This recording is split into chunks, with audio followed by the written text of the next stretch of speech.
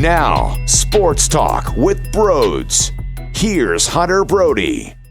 Let's go, baby! Let's go! That is what it's supposed to look like. That is how it's supposed to feel. When the Sixers got swept by the Boston Celtics at the end of last season in the bubble, yes, it was time for change. Yes, the firing of Brett Brown was inevitable. But there wasn't going to be actual change until the front office decided to hire someone who knew how to operate. Until they hired someone that had a track record of success in the NBA. And they did that in Daryl Morey, and you're seeing the outcome. This is not a finished product by any means, okay? They made some moves which helped them out more long-term than right now, this instant. But that's what you need to do when you have a contract like Al Horford. There were individuals upset with Danny Green and Ferguson being on the back half of that trade. Look, that contract sucked. I don't think Al Horford is completely washed up and he has no clue how to play basketball anymore.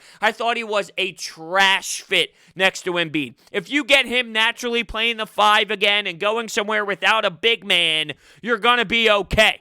Now, OKC is in a weird spot. Steven Adams, I don't give a damn about OKC at the end of the day. I don't care. I don't think Al Horford blows, but I will say that when you have a contract so terrible like Al Horford in terms of money tied to his name and his age, it's tough to get something back in return. So I could argue that based off of the circumstances, you actually got a hell of a return. Danny Green, yeah, he struggled at the end of last season, and it wasn't his best by any means, and his best basketball is behind him. I'm okay with that. I'm acknowledging that. I still think that he brings something to the table for this squad that has 2 young stars. He won a championship in LA. He won a championship in Toronto back-to-back years. He's been a champion with the San Antonio Spurs, so he knows how to win, and he's done it in multiple different spots.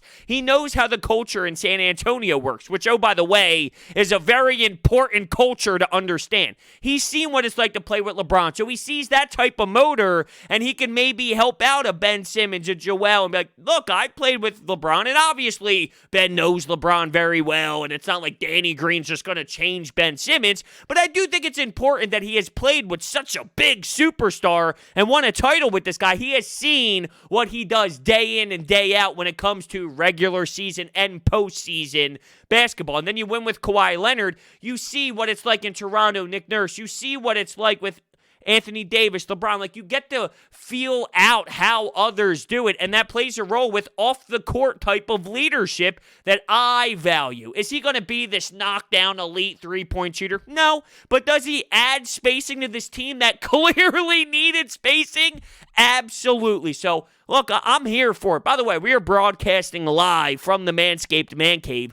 Get 20% off and free shipping with the code BROD at manscaped.com. So the Sixers give up a 2025 first-round pick, which is top 6 protected, a second-rounder, a European point guard who some are saying, like, hey, look out for this guy. I don't give a damn. I flat out don't give a damn. If a European Micic point guard is the difference in getting rid of Al Horford's contract or not, dude, that would never hold me back. He's in his mid-20s at this point. I don't care. There's been some reports about, hey, watch out for him. You know, the Sixers gave him up. He might have some talent. I don't care. You put yourself in hell with Al Horford, you got to get yourself out. And I promise you that Micic is not going to be the difference of unloading that contract or not, especially for Daryl Morey, and more importantly, me. More importantly, me. I would never let that happen. So Danny Green and Ferguson. Ferguson gives you a little scrappiness on defense. He can totally give you minutes off the bench. And I think, look, does this make Matisse Thybulle more expendable? Here's the thing. Getting rid of Josh Richardson and getting rid of Al Horford, because they got rid of Josh Richardson and a second-round pick for Seth Curry. Big fan of that move, and here's why. When you look at the contracts, Seth Curry is under contract for 3 more seasons at $8 million per year. And oh, by the way, the dude's hitting from over 45% from 3. Yeah, give me that, okay? This team needs help. Ben Simmons was phenomenal at dishing the rock when it came to 3-point attempts. He was all over the league, distributing the 3-pointers left and right on a team that didn't have any 3-point shooters at all. Now add Seth Curry, now add Danny Green. You're going to be getting wide open looks for guys who can knock down wide open looks. I'm so excited for that aspect of this team. Stretching the floor, it's going to be incredible. It's going to be something that actually looks smooth and is proper in an NBA game where they're going to be running lots of pick and rolls, I hope, as well, based off of, well, what Doc Rivers has done throughout his entire coaching career. So, look, I think it was a great move to get rid of Josh Richardson, who's his contract. He had a player option after this season where he can get out anyway, and it didn't work here. All right, it just didn't work here. It's not to say he's a bad player. He could bring a lot to the table defensively from a perimeter standpoint. But when you look, Seth Curry, 45% shooter from 3, Josh Richardson gives you around 34%, and he's taking, what, a handful of threes a game, 4 threes a game? Well, if you give those to Seth Curry, that's a totally different outcome based off of their percentages. I was getting yelled at on Twitter because I said, you got a great bench piece. You got a nice bench piece. What do you mean bench piece? Look at how much he can shoot from behind the arc. He's a starter. I'm only basing this off of what he has brought to the table from his NBA career to this point. He gives you 26 minutes per game. I'm just giving you like the last 4 or 5 years. I screenshotted it and put it up on Twitter, responded my own tweet saying, look, I'm only basing this off of what he's done. Don't yell at me. Yell at the coaches if you think that he's better than that. But that's what he provides you, and that's fine. It is. It's good. If he's giving you 26 minutes per night, hallelujah, that's a hell of a bench. The Sixers bench might actually be something now. And the reason why I jumped to the Josh Richardson thing is I felt Al Horford and Josh Richardson, that gave you the most value. I don't think they're trading Ben for Harden. They're definitely not getting rid of Joel Embiid. The more and more you hear Daryl Morey speak, and it could be a smokescreen, but he does seem pretty genuine of, I want these 2 superstars in their prime. This is what you build a roster for. This is what you want when it comes to an NBA roster. This is what you want. So why get rid of it? And I do feel that a little bit of inside of him wants to make the trade for Harden, but the other side says, you just got here. It would be too quick. Let's not do anything irrational and very emotional right from the jump. Doc Rivers came here when he saw this roster. This coaching staff followed Doc Rivers knowing this roster. This roster can compete and can do well. Let's say these 2 stars, because that's specifically what we're talking about right now, right? Trading Ben Simmons or trading Joel Embiid. So Doc came here because of those 2. The coaching staff followed because of those 2. Everyone involved is invested in these 2. And to not give them an opportunity whatsoever, well, I don't know if Daryl Morey wants to be in that position. I do think if Daryl Morey had Ben Simmons and Joel for a year or 2, his opinions would change. But I sense he's going to stick to his guns, and that's fine. But take that away. Who had the most value? Al Horford was a tough item to sell. I think we might have overblown it and blew it out of proportion, but with that contract, it was tough to sell, as you saw with the results. And Josh Richardson, if you wanted to get something in return, like I feel those could have been your pieces to move. Yes, you have Matisse Thybulle, which is intriguing, but what does that really get you in return? If I'm talking legitimate player, Josh Richardson, Matisse Thybulle, that packaged up could help you out. Horford could maybe help you as well if you're talking 3 teams involved or whatever. Now I don't know if you have that. I wanted to go out and get a Zach LaVine. I wanted to go out and get that type of player. So that's why I mentioned a Josh Richardson and Matisse Thybulle, the first-round pick. If that's what it took to get a 24-year-old Zach LaVine who averages 25 points per game and shoots from 3 at a 38% clip, I'm here for it. Really, I am. I'm all in on a Zach LaVine to play with a Ben Simmons, a Joel Embiid, him, Tobias Harris at the 4. That would be very intriguing. Now, does that get the job done right now? No, I think that Al Horford contract contract is going to play a role because, yes, it opens up a window of opportunity for the next handful of years to fulfill that money that you now took off the books down the road in the next couple of seasons. You have now more money to add then. So this is just the start, if you will. The best way to describe it is this isn't fixed. You're not automatically there, but this opens up the door to make corresponding moves later on that can change the future of this franchise, without a doubt. I'm super excited. I'm super intrigued. But here's what scares me, right? So let's look at the starting lineup. You have Ben Simmons. These are your locks. Ben Simmons, Tobias Harris, Joel Embiid. If you told me Thybulle's now in your starting rotation with Curry or Danny Green, what does that get you? That's not a winning championship type roster. It's not. It's a competitive roster. It's a fun roster, but it's not your top of the East roster, not with what's happening with Milwaukee, although the Bogdanovich news is getting wonky.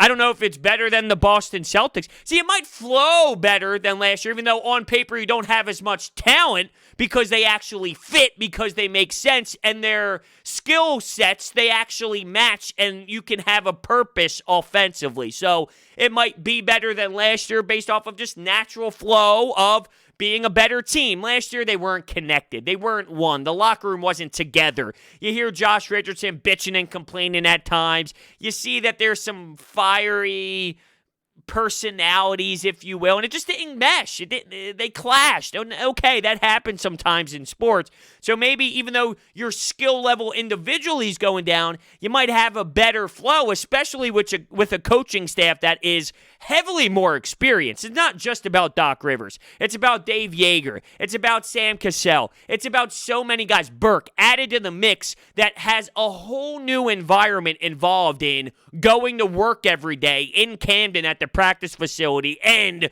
when you go to opponents' barns, and when you go into the Wells Fargo Center to compete. So there is such a whole different ray of sunshine hitting the 76ers organization right now, and it was refreshing. It was refreshing to see Sixers Twitter not be toxic. For the most part, everybody on the same page. I don't know if I ever remember that happening in 10,000 years. Seriously, it's always bickering, bitching, complaining, frustrating. F-bombs flying all over the place. This was nice. It was relaxing. People were getting along. You had emojis getting sent back and forth, smiley faces, thumbs up, fist pounds. I didn't even believe that it was real life. I thought I was dreaming. I was smacking myself in the face saying, Brodes, wake the hell up. But it was reality. It actually happened. I was stunned, and I'm here for it. But I do question, look, if it's Ben, Thybulle, Curry or Green, Tobias, and Joel, I don't look at that as like a winning roster. So that's why I say it will be fun. It'll be intriguing. There's more juice surrounding this team because of the coaching staff, because you know what direction is involved. That's the thing. Is it necessarily about winning a championship right now this season? If it is, and I think you're in the wrong mindset, it's more about there's a plan. And that's all we ask for, a plan that makes sense. Give me logic. Give me logic when building a roster and showing me that you have an identity moving forward and you have someone in place that you can depend on. That's the thing. When Daryl Morey makes these moves, whether your initial reaction is to believe it or not, what you know is this guy has done it before. What you know is you can trust him because he has a success rate that is better than most.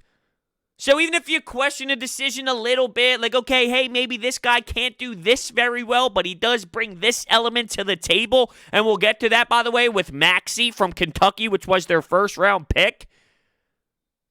Based off of this guy having sustained success in this league, you kind of put your hands up and go, okay, hold on. Like, I do get his mindset. I do get his positives. And because I know that in the recent past, that a lot of his thoughts have related to winning basketball, all right, here we go. But I just see a path. Getting rid of Al Horford, that's huge. It really is. Getting rid of Josh Richardson. Opening up this avenue of Seth Curry, $8 million, couple years. The guy can shoot lights out. You need spacing. So hear me out. You have Thibault, Milton, Curry, Green, Ferguson, Maxey, Pell, Mike Scott.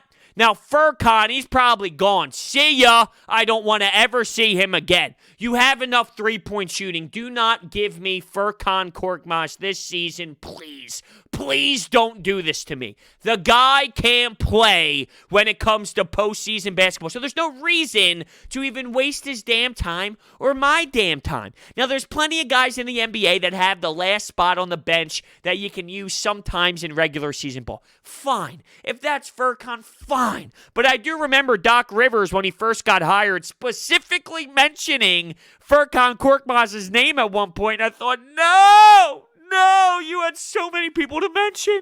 You could have talked about anybody, but you actually brought up Furkan Korkmaz's name. Please don't do this to me, Doc. Come on, Glenn! I need more out of you. You're smarter than that, Glenn. I know you are. What a moment. What a moment when I watched that news drop, the Woj bomb, Al Horford getting traded to OKC. I couldn't believe it. I was actually on the air on 97.3 ESPN that moment. Boom, I had to check 3 times to make sure it wasn't a fake Twitter account. Knowing how everybody operates now, they take Woj's picture and they make a fake blue check mark and they make the actual the at, something close to Woj's at, if you will, on Twitter. What's the word I'm looking for? I don't even remember the word I'm looking for, but I don't even care. You know what I'm saying. The tag. Let's get to Maxey from Kentucky. But first, autumn is in the air. And Manscaped is here to ensure that you don't carve your pumpkins when you're grooming. And by pumpkins, we actually mean your boys downstairs. In fact, Manscaped is on a mission to change the way you approach caring for your balls. And great news, they just released their products in the UK, Canada, and Australia. Let's talk about the best trimmer for your butt, balls, and body, the Lawnmower 3.0. It offers a replaceable ceramic blade with advanced skin-safe technology, which helps reduce grooming accidents. They also have their new Weed Whacker, which is ear and nose hair trimmer using the same skin-safe technology. The Crop Care Kit includes the Crop Preserver Ball Deodorant, because everybody knows that pumpkin spice lattes and ball deodorant goes hand in hand. They have body wash. They have hair and body wash. They have anything to help your foot deodorant. It's crazy. Everything. Cologne. These formulations are all vegan, cruelty-free, dye-free, sulfate-free. So get 20% off and free shipping at manscaped.com with code BROD. All right, let's get to Maxey from Kentucky. He can score in many different ways. And when you look at what has happened and the success out of Kentucky when it comes to guard play over the last handful of seasons, well, you got Booker, you got Fox, you got Murray, you got Hero, you got SGA. So you see that they can produce NBA talent, and that's super exciting. The fact that he fell all the way down to 21, that got my juices flowing a bit. Now, I did like Bane from TCU. I definitely like Terry from Stanford. So there were other options on the board. Hampton is another guy that could have been thrown in the mix. There was definitely talent available. I know people talked about, well, if Cole Anthony slips that low, would you snag him? Even though he was underwhelming at UNC, he did have an injury problem. The team stunk as well. He was once regarded as this high prospect. He fell so far. It was wild to see. Although he went to the Orlando Magic midway through the first round or so.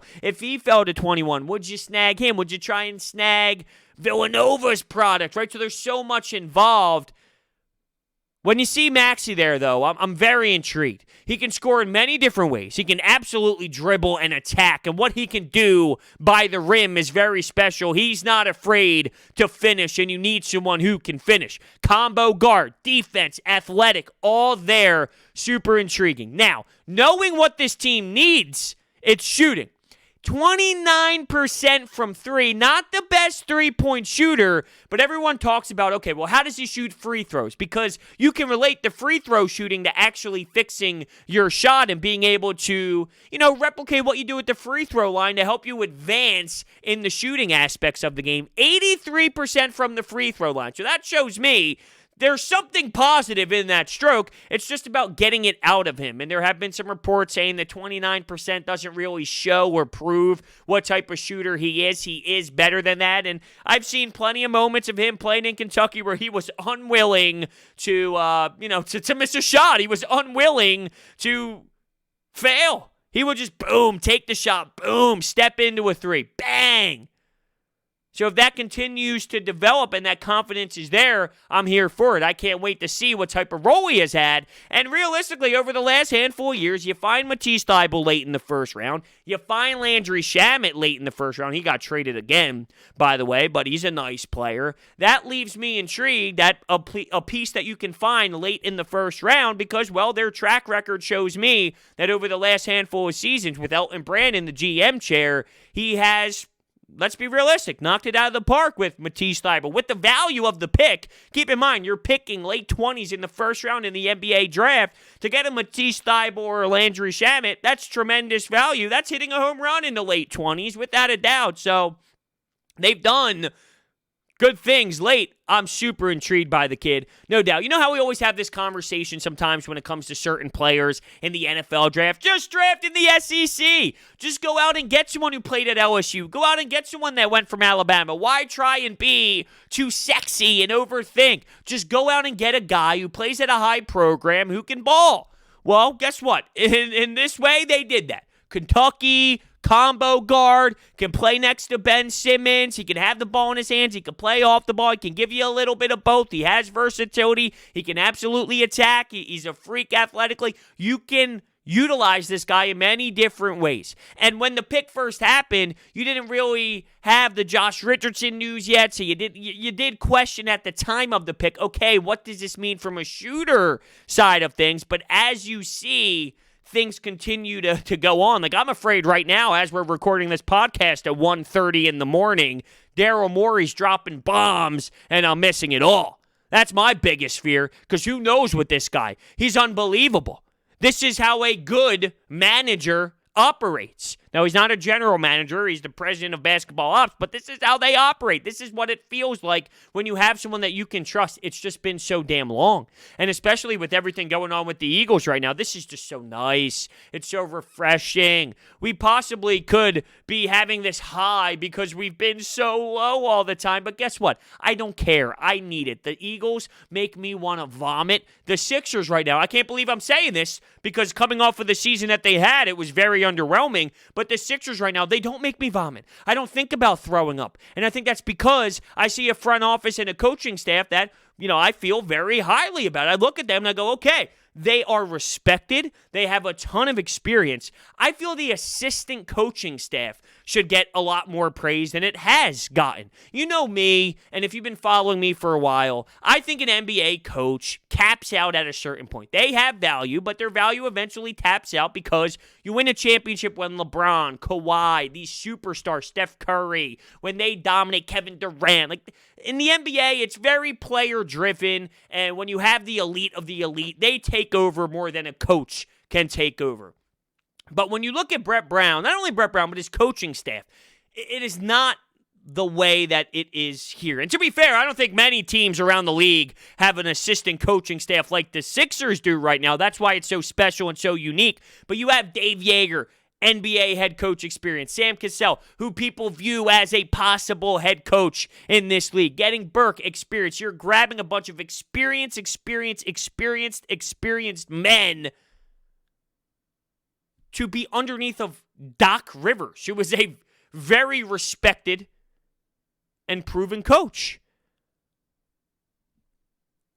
What you didn't have over the Brett Brown years is the extra guys. And I think the extra guys, it adds value to the entire shift of the franchise from a mental standpoint. The psyche of the franchise has so much confidence right now. The players go into the arena every night. The players go into practice. There's a new set of rules. There's a whole new set of leadership. There's this new air surrounding the Sixers, and that changes the intensity when you go to work. It changes the mindset and the way that you attack the game every single day, because this is so fresh. You have to get adapted into this new lifestyle. They were used to a Brett Brown lifestyle, and that message ran deep, and it ran too long, and it was time for a change. And now you're getting thrown into this, okay, hold on a second. This is an NBA legit organization now.